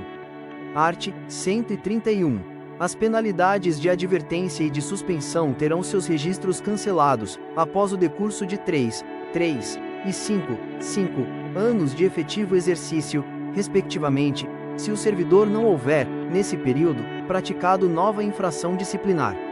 Parágrafo único. O cancelamento da penalidade não surtirá efeitos retroativos. Art. 132. A demissão será aplicada nos seguintes casos: I. Crime contra a administração pública. I. Abandono de cargo. I. Inassiduidade habitual. IV. Improbidade administrativa. V. Incontinência pública e conduta escandalosa, na repartição. V. Insubordinação grave em serviço. V. Ofensa física, em serviço, a servidor ou a particular, salvo em legítima defesa própria ou de outrem. VII. Aplicação irregular de dinheiros públicos. X. Revelação de segredo do qual se apropriou em razão do cargo. X. Lesão aos cofres públicos e dilapidação do patrimônio nacional. X. Corrupção. XI. Acumulação ilegal de cargos, empregos ou funções públicas. XII. Transgressão dos incisos IX a XVI do art. 117. Art. 133. Detectada a qualquer tempo a acumulação ilegal de cargos, empregos ou funções públicas, a autoridade a que se refere o art. 143 notificará o servidor, por intermédio de sua chefia imediata, para apresentar opção no prazo improrrogável de 10 dias, contados da data da ciência e, na hipótese de omissão, adotará procedimento sumário para sua apuração e regularização imediata, cujo processo administrativo disciplinar se desenvolverá nas seguintes fases: instauração, com a publicação do ato que constituir a comissão, a ser composta por 2 servidores estáveis, e simultaneamente indicar a autoria e a materialidade da transgressão objeto da apuração. E instrução sumária, que compreende indiciação, defesa e relatório. E julgamento. Primeiro, a indicação da autoria de que trata o inciso I dar-se-á pelo nome e matrícula do servidor, e a materialidade pela descrição dos cargos, empregos ou funções públicas em situação de acumulação ilegal, dos órgãos ou entidades de vinculação, das datas de ingresso, do horário de trabalho e do correspondente regime jurídico. Segundo, a comissão lavrará, até 3 dias após a publicação do ato que a constituiu, termo de indiciação em que serão transcritas as informações de que trata o parágrafo anterior, bem como promoverá a citação pessoal do servidor indiciado, ou por intermédio de sua chefia imediata, para, no prazo de 5 dias, apresentar defesa escrita, assegurando sine vista do processo na repartição, observado o disposto nos arts. 163 e 164. Terceiro, apresentada a defesa, a comissão elaborará relatório conclusivo quanto à inocência ou à responsabilidade do servidor, em que resumirá as peças principais dos autos, opinará sobre a licitude da acumulação em exame, indicará o respectivo dispositivo legal e remeter ao processo à autoridade instauradora, para julgamento. Quarto, no prazo de 5 dias, contados do recebimento do processo, a autoridade julgadora proferirá a sua decisão, aplicando-se, quando for o caso, o disposto no terceiro do art. 167. Quinto, a opção pelo servidor até o último dia de prazo para a defesa configurará sua boa-fé, hipótese em que se converterá automaticamente em pedido de exoneração do outro cargo. Sexto, caracterizada a acumulação ilegal e provada a má-fé, aplicar-se-á a pena de demissão, destituição ou cassação de aposentadoria ou disponibilidade em relação aos cargos, empregos ou funções públicas em regime de acumulação ilegal, hipótese em que os órgãos ou entidades de vinculação serão comunicados. Sétimo, o prazo para a conclusão do processo administrativo disciplinar submetido ao rito sumário não excederá 30 dias, contados da data de publicação do ato que constituir a comissão, admitida a sua prorrogação por até 15 dias, quando as circunstâncias o exigirem. Oitavo, o procedimento sumário rege-se pelas disposições deste artigo, observando-se, no que lhe for aplicável, subsidiariamente, as disposições dos títulos IV e IV desta lei. Art. 134.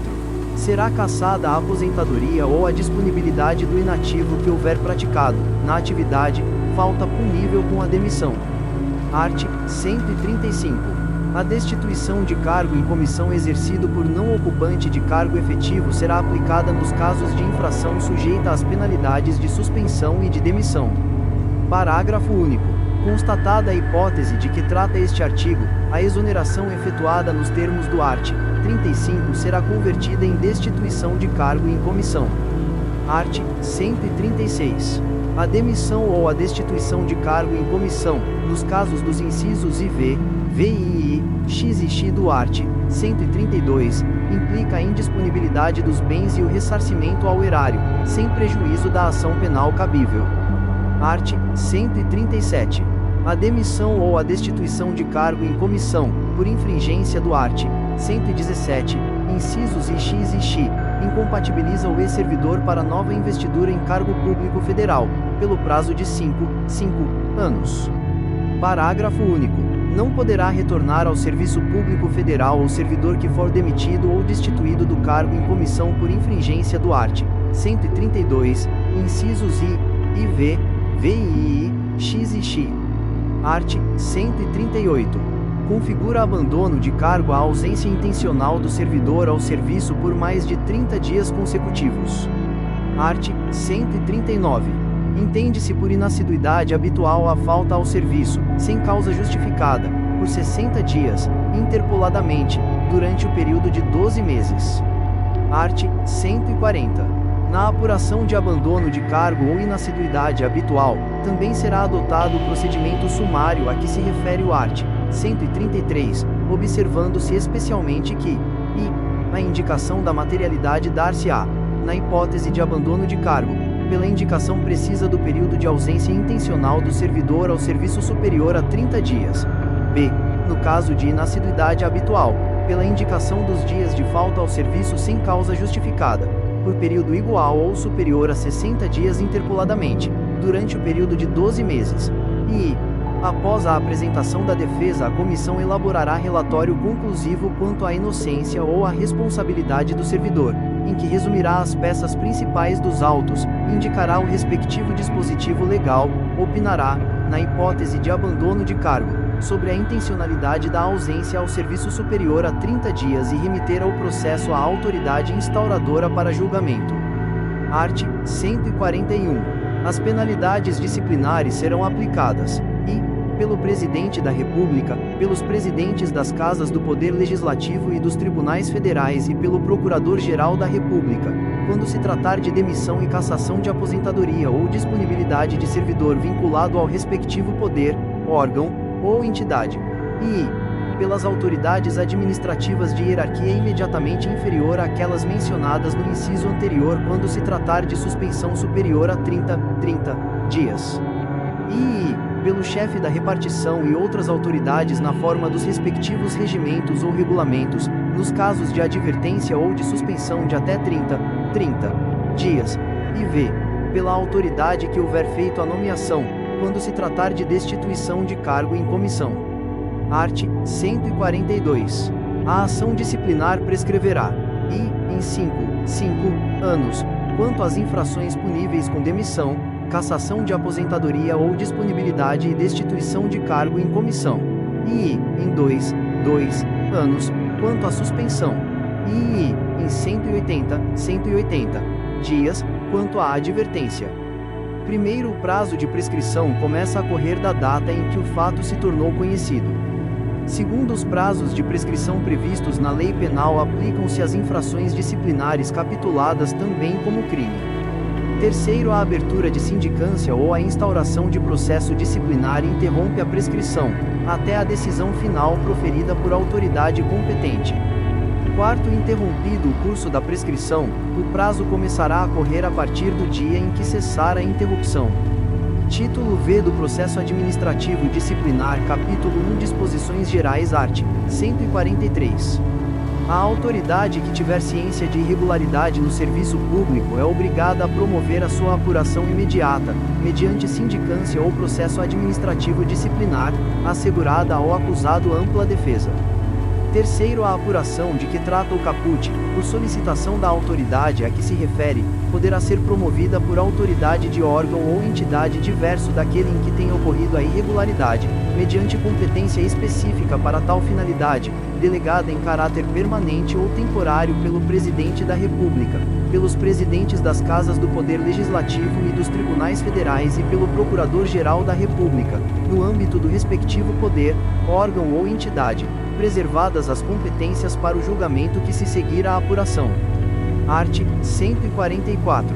As denúncias sobre irregularidades serão objeto de apuração, desde que contenham a identificação e o endereço do denunciante e sejam formuladas por escrito, confirmada a autenticidade. Parágrafo único. Quando o fato narrado não configurar evidente infração disciplinar ou ilícito penal, a denúncia será arquivada, por falta de objeto. Art. 145. Da sindicância poderá resultar, e, arquivamento do processo, e, aplicação de penalidade de advertência ou suspensão de até 30 dias, e, instauração de processo disciplinar. Parágrafo único. O prazo para a conclusão da sindicância não excederá 30 dias, podendo ser prorrogado por igual período, a critério da autoridade superior. Art. 146. Sempre que o ilícito praticado pelo servidor ensejar a imposição de penalidade de suspensão por mais de 30 dias, de demissão, cassação de aposentadoria ou disponibilidade, ou destituição de cargo em comissão, será obrigatória a instauração de processo disciplinar. Capítulo 2 do Afastamento Preventivo, art. 147.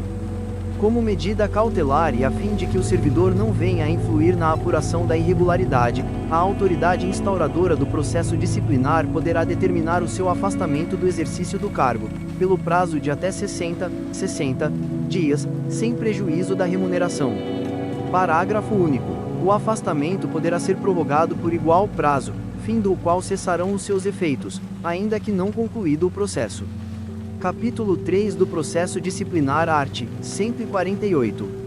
O processo disciplinar é o instrumento destinado a apurar responsabilidade de servidor por infração praticada no exercício de suas atribuições, ou que tenha relação com as atribuições do cargo em que se encontre investido. Art. 149. O processo disciplinar será conduzido por comissão composta de 3 servidores estáveis designados pela autoridade competente, observado o disposto no terceiro do art. 143, que indicará, dentre eles, o seu presidente, que deverá ser ocupante de cargo efetivo superior ou de mesmo nível, ou ter nível de escolaridade igual ou superior ao do indiciado. Primeiro, a comissão terá como secretário servidor designado pelo seu presidente, podendo a indicação recair em um de seus membros. Segundo, não poderá participar de comissão de sindicância ou de inquérito, cônjuge, companheiro ou parente do acusado, consanguíneo ou afim, em linha reta ou colateral, até o terceiro grau. Art. 150. A comissão exercerá suas atividades com independência e imparcialidade, assegurado o sigilo necessário à elucidação do fato ou exigido pelo interesse da administração. Parágrafo único. As reuniões e as audiências das comissões terão caráter reservado.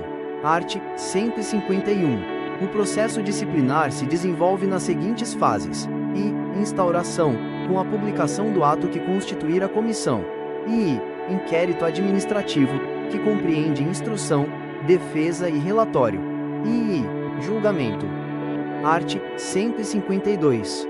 O prazo para a conclusão do processo disciplinar não excederá 60 dias, contados da data de publicação do ato que constituir a comissão, admitida a sua prorrogação por igual prazo, quando as circunstâncias o exigirem.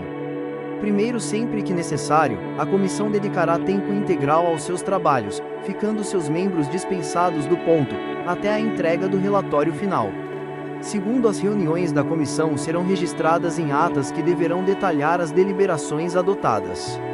Seção I do Inquérito Art. 153. O inquérito administrativo obedecerá ao princípio do contraditório, assegurada ao acusado ampla defesa, com a utilização dos meios e recursos admitidos em direito. Art. 154. Os autos da sindicância integrarão o processo disciplinar, como peça informativa da instrução. Parágrafo único. Na hipótese de o relatório da sindicância concluir que a infração está capitulada como ilícito penal, a autoridade competente encaminhará cópia dos autos ao Ministério Público, independentemente da imediata instauração do processo disciplinar. Art. 155. Na fase do inquérito, a comissão promoverá a tomada de depoimentos, acariações, investigações e diligências cabíveis, objetivando a coleta de prova, recorrendo, quando necessário, a técnicos e peritos, de modo a permitir a completa elucidação dos fatos. Art. 156. É assegurado ao servidor o direito de acompanhar o processo pessoalmente ou por intermédio de procurador, arrolar e reinquirir testemunhas, produzir provas e contraprovas e formular quesitos, quando se tratar de prova pericial. Primeiro, o presidente da comissão poderá denegar pedidos considerados impertinentes, meramente protelatórios, ou de nenhum interesse para o esclarecimento dos fatos. Segundo, será indeferido o pedido de prova pericial, quando a comprovação do fato independer de conhecimento especial de perito. Art. 157. As testemunhas serão intimadas a depor mediante mandado expedido pelo presidente da comissão, devendo a segunda via, com o ciente do interessado, ser anexado aos autos.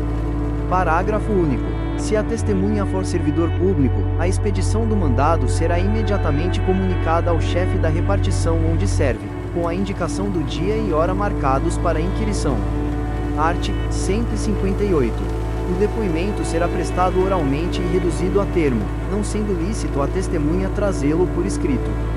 Primeiro, as testemunhas serão inquiridas separadamente.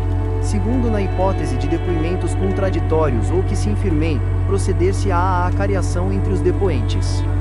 Art. 159.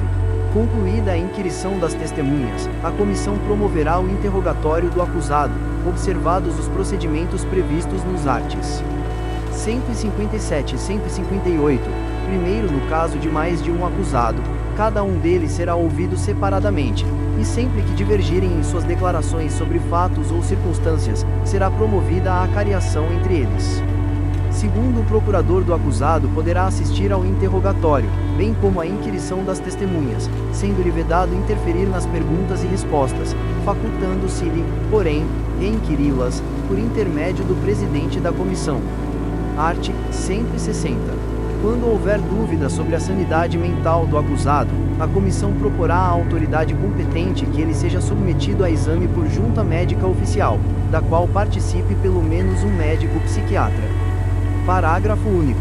O incidente de sanidade mental será processado em auto apartado e apenso ao processo principal, após a expedição do laudo pericial. Art. 161. Tipificada a infração disciplinar, será formulada a indiciação do servidor, com a especificação dos fatos a ele imputados e das respectivas provas. Primeiro, o indiciado será citado por mandado expedido pelo presidente da comissão para apresentar defesa escrita, no prazo de 10 dias, assegurando-se-lhe vista do processo na repartição. Segundo, havendo 2 ou mais indiciados, o prazo será comum e de 20 dias. Terceiro, o prazo de defesa poderá ser prorrogado pelo dobro, para diligências reputadas indispensáveis. Quarto, no caso de recusa do indiciado em apor o ciente na cópia da citação, o prazo para a defesa contar-se-á da data declarada, em termo próprio, pelo membro da comissão que fez a citação, com a assinatura de duas testemunhas. Art. 162. O indiciado que mudar de residência fica obrigado a comunicar à comissão o lugar onde poderá ser encontrado. Art. 163. Achando-se o indiciado em lugar incerto e não sabido, será citado por edital, publicado no Diário Oficial da União e em jornal de grande circulação na localidade do último domicílio conhecido, para apresentar defesa. Parágrafo único. Na hipótese deste artigo, o prazo para a defesa será de 15 dias a partir da última publicação do edital. Art. 164. Considerar-se-á revel o indiciado que, regularmente citado, não apresentar defesa no prazo legal. Primeiro, a revelia será declarada, por termo, nos autos do processo e devolverá o prazo para a defesa. Segundo, para defender o indiciado revel, a autoridade instauradora do processo designará um servidor como defensor dativo, que deverá ser ocupante de cargo efetivo superior ou de mesmo nível, ou ter nível de escolaridade igual ou superior ao do indiciado. Art. 165. Apreciada a defesa, a comissão elaborará relatório minucioso, onde resumirá as peças principais dos autos e mencionará as provas em que se baseou para formar a sua convicção. Primeiro, o relatório será sempre conclusivo quanto à inocência ou à responsabilidade do servidor. Segundo, reconhecida a responsabilidade do servidor, a comissão indicará o dispositivo legal ou regulamentar transgredido, bem como as circunstâncias agravantes ou atenuantes. Art. 166. O processo disciplinar, com o relatório da comissão, será remetido à autoridade que determinou a sua instauração, para julgamento. Seção II do julgamento. Art. 167. No prazo de 20 dias, contados do recebimento do processo, a autoridade julgadora proferirá a sua decisão. Primeiro, se a penalidade a ser aplicada exceder a alçada da autoridade instauradora do processo, este será encaminhado à autoridade competente, que decidirá em igual prazo. Segundo, havendo mais de um indiciado e diversidade de sanções, o julgamento caberá à autoridade competente para a imposição da pena mais grave. Terceiro, se a penalidade prevista for a demissão ou cassação de aposentadoria ou disponibilidade, o julgamento caberá às autoridades de que trata o inciso I do art. 141. Quarto, reconhecida pela comissão a inocência do servidor, a autoridade instauradora do processo determinará o seu arquivamento, salvo se flagrantemente contrária à prova dos autos. Art. 168. O julgamento acatará o relatório da comissão, salvo quando contrário às provas dos autos. Parágrafo único. Quando o relatório da comissão contrariar as provas dos autos, a autoridade julgadora poderá, motivadamente, agravar a penalidade proposta, abrandá-la ou isentar o servidor de responsabilidade. Art. 169. Verificada a ocorrência de vício insanável, a autoridade que determinou a instauração do processo ou outra de hierarquia superior declarará a sua nulidade, total ou parcial, e ordenará, no mesmo ato, a constituição de outra comissão para instauração de novo processo. Primeiro, o julgamento fora do prazo legal não implica nulidade do processo. Segundo, a autoridade julgadora que der causa à prescrição de que trata o art. 142, segundo, será responsabilizada na forma do capítulo 4 do título IV. Art. 170. Extinta a punibilidade pela prescrição, a autoridade julgadora determinará o registro do fato nos assentamentos individuais do servidor. Art. 171. Quando a infração estiver capitulada como crime, o processo disciplinar será remetido ao Ministério Público para instauração da ação penal, ficando trasladado na repartição. Art. 172. O servidor que responder a processo disciplinar só poderá ser exonerado a pedido, ou aposentado voluntariamente, após a conclusão do processo e o cumprimento da penalidade, acaso aplicada. Parágrafo único. Ocorrida a exoneração de que trata o parágrafo único, inciso I do art. 34, o ato será convertido em demissão, se for o caso. Art. 173. Serão assegurados transporte e diárias, e, ao servidor convocado para prestar depoimento fora da sede de sua repartição, na condição de testemunha, denunciado ou indiciado, e, aos membros da comissão e ao secretário, quando obrigados a se deslocarem da sede dos trabalhos para a realização de missão essencial ao esclarecimento dos fatos. Seção II da revisão do processo art. 174. O processo disciplinar poderá ser revisto, a qualquer tempo, a pedido ou de ofício, quando se aduzirem fatos novos ou circunstâncias suscetíveis de justificar a inocência do punido ou a inadequação da penalidade aplicada. Primeiro, em caso de falecimento, ausência ou desaparecimento do servidor, qualquer pessoa da família poderá requerer a revisão do processo. Segundo, no caso de incapacidade mental do servidor, a revisão será requerida pelo respectivo curador. Art. 175. No processo revisional, o ônus da prova cabe ao requerente. Art. 176. A simples alegação de injustiça da penalidade não constitui fundamento para a revisão, que requer elementos novos, ainda não apreciados no processo originário. Art. 177. O requerimento de revisão do processo será dirigido ao Ministro de Estado ou autoridade equivalente, que, se autorizar a revisão, encaminhará o pedido ao dirigente do órgão ou entidade onde se originou o processo disciplinar. Parágrafo único. Deferida a petição, a autoridade competente providenciará a constituição de comissão, na forma do art. 149. Art. 178. A revisão correrá em apenso ao processo originário.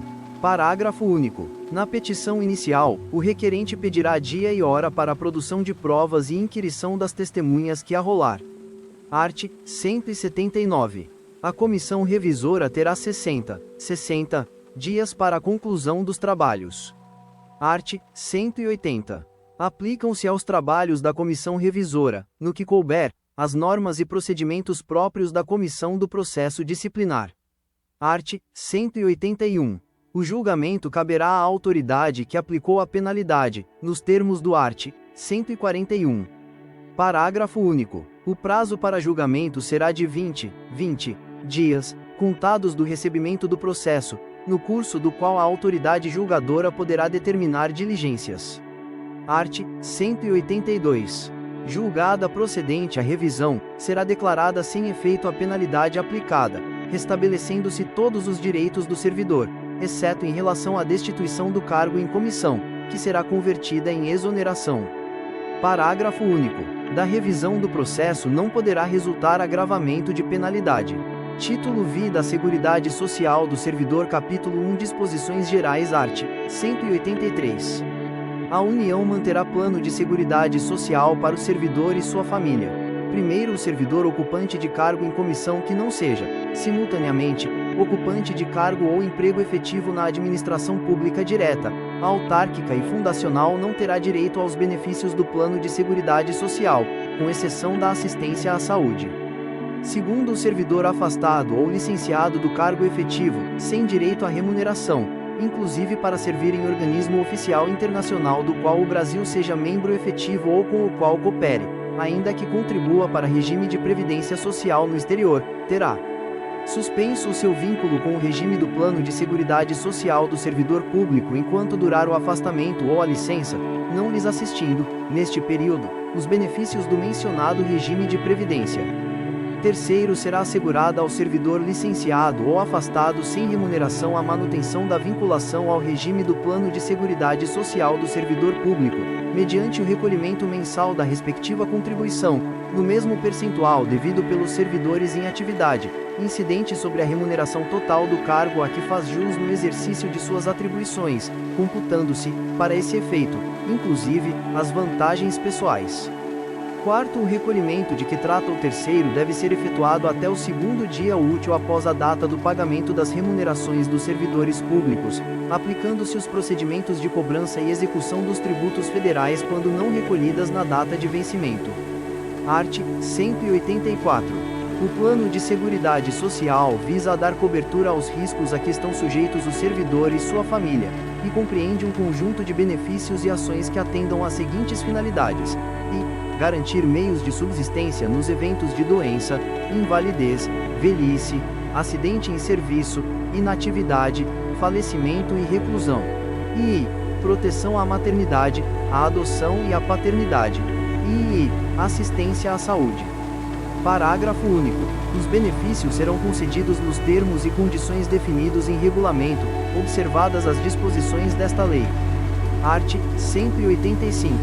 Os benefícios do Plano de Seguridade Social do servidor compreendem: i. Quanto ao servidor: a. Aposentadoria. b. Auxílio natalidade. c. Salário família. d. Licença para tratamento de saúde.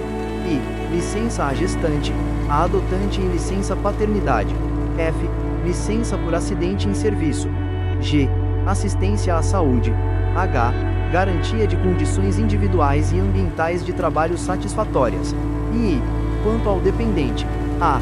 Pensão vitalícia e temporária. b. Auxílio funeral. c. Auxílio reclusão.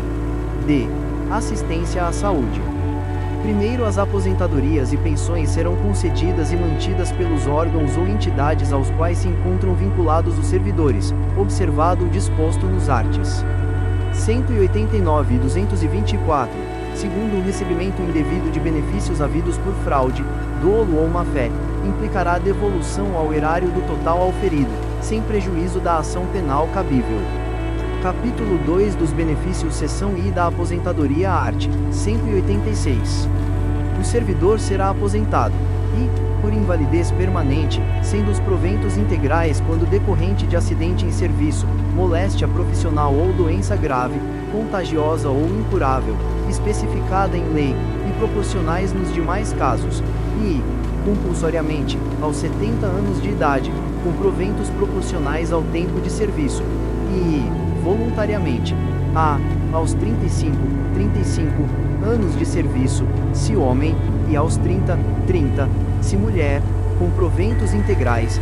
b. Aos 30 anos de efetivo exercício em funções de magistério se professor, e 25, se professora, com proventos integrais. c.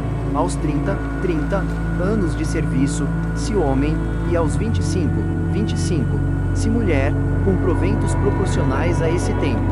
d. Aos 65 anos de idade, se homem, e aos 60, se mulher, com proventos proporcionais ao tempo de serviço.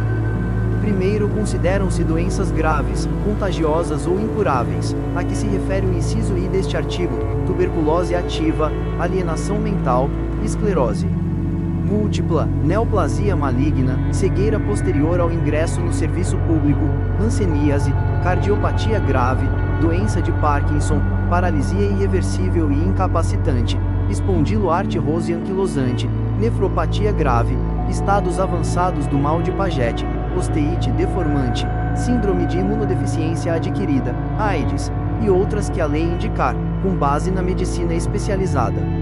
Segundo, nos casos de exercício de atividades consideradas insalubres ou perigosas, bem como nas hipóteses previstas no art. 71, A aposentadoria de que trata o inciso II, A e C observará o disposto em lei específica.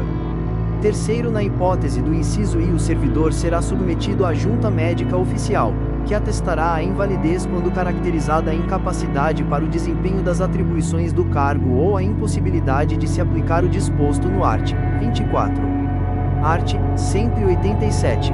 A aposentadoria compulsória será automática e declarada por ato, com vigência a partir do dia imediato àquele em que o servidor atingir a idade limite de permanência no serviço ativo. Art. 188. A aposentadoria voluntária ou por invalidez vigorará a partir da data da publicação do respectivo ato.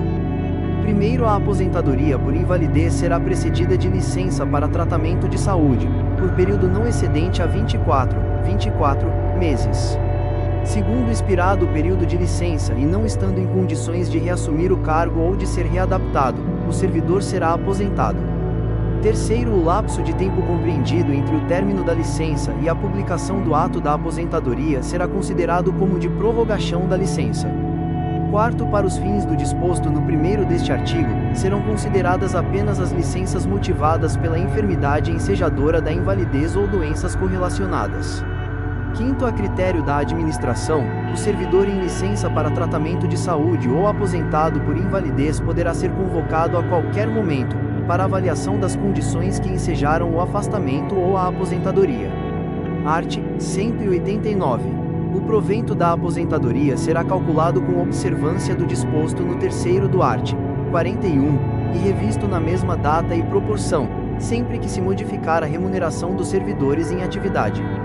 Parágrafo único. São estendidos aos inativos quaisquer benefícios ou vantagens posteriormente concedidas aos servidores em atividade, inclusive quando decorrentes de transformação ou reclassificação do cargo ou função em que se deu a aposentadoria.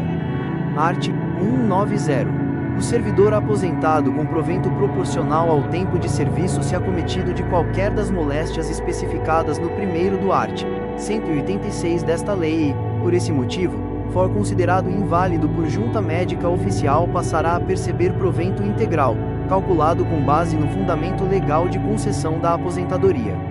Art. 191. Quando proporcional ao tempo de serviço, o provento não será inferior a um terço da remuneração da atividade.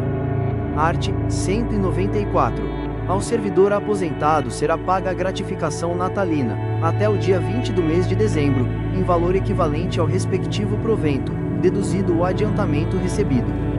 Art. 195. Ao ex-combatente que tenha efetivamente participado de operações bélicas, durante a Segunda Guerra Mundial, nos termos da Lei nº 5.315, de 12 de setembro de 1967, será concedida a aposentadoria com provento integral, aos 25 anos de serviço efetivo. Seção II do Auxílio Natalidade art. 196. O auxílio natalidade é devido à servidora por motivo de nascimento de filho, em quantia equivalente ao menor vencimento do serviço público, inclusive no caso de natimorto. Primeiro, na hipótese de parto múltiplo, o valor será acrescido de 50% por nascituro. Segundo, o auxílio será pago ao cônjuge ou companheiro servidor público, quando a parturiente não for servidora. Seção II do Salário Família art. 197. O salário família é devido ao servidor ativo ou ao inativo, por dependente econômico. Parágrafo único. Consideram-se dependentes econômicos para efeito de percepção do salário família, e, o cônjuge ou companheiro e os filhos, inclusive os enteados até 21 anos de idade ou, se estudante, até 24 anos ou, se inválido, de qualquer idade, e, o menor de 21 anos que, mediante autorização judicial, viver na companhia e às expensas do servidor, ou do inativo, e, a mãe e o pai sem economia própria. Art. 198. Não se configura a dependência econômica quando o beneficiário do salário família perceber rendimento do trabalho ou de qualquer outra fonte, inclusive pensão ou provento da aposentadoria, em valor igual ou superior ao salário mínimo. Art. 199. Quando o pai e mãe forem servidores públicos e viverem em comum, o salário família será pago a um deles. Quando separados, será pago a um e outro, de acordo com a distribuição dos dependentes. Parágrafo único. Ao pai e à mãe equiparam-se o padrasto, a madrasta e, na falta destes, os representantes legais dos incapazes. Art. 200. O salário família não está sujeito a qualquer tributo, nem servirá de base para qualquer contribuição, inclusive para a Previdência Social. Art. 201. O afastamento do cargo efetivo, sem remuneração, não acarreta a suspensão do pagamento do salário família. Seção IV da licença para tratamento de saúde art. 202. Será concedida ao servidor licença para tratamento de saúde, a pedido ou de ofício, com base em perícia médica, sem prejuízo da remuneração a que fizer jus. Art. 203. A licença de que trata o art. 202 desta lei será concedida com base em perícia oficial. Primeiro, sempre que necessário, a inspeção médica será realizada na residência do servidor ou no estabelecimento hospitalar onde se encontrar internado. Segundo, inexistindo médico no órgão ou entidade no local onde se encontra ou tem exercício em caráter permanente o servidor, e não se configurando as hipóteses previstas nos parágrafos do art. 230, será aceito atestado passado por médico particular. Terceiro, no caso do segundo deste artigo, o atestado somente produzirá efeitos depois de recepcionado pela unidade de recursos humanos do órgão ou entidade. Quarto, a licença que exceder o prazo de 120 dias no período de 12 meses a contar do primeiro dia de afastamento será concedida mediante avaliação por junta médica oficial. Quinto, a perícia oficial para concessão da licença de que trata o caput deste artigo, bem como nos demais casos de perícia oficial previstos nesta lei, será efetuada por cirurgiões dentistas, nas hipóteses em que abranger o campo de atuação da odontologia. Art. 204. A licença para tratamento de saúde inferior a 15 dias, dentro de um ano, poderá ser dispensada de perícia oficial, na forma definida em regulamento.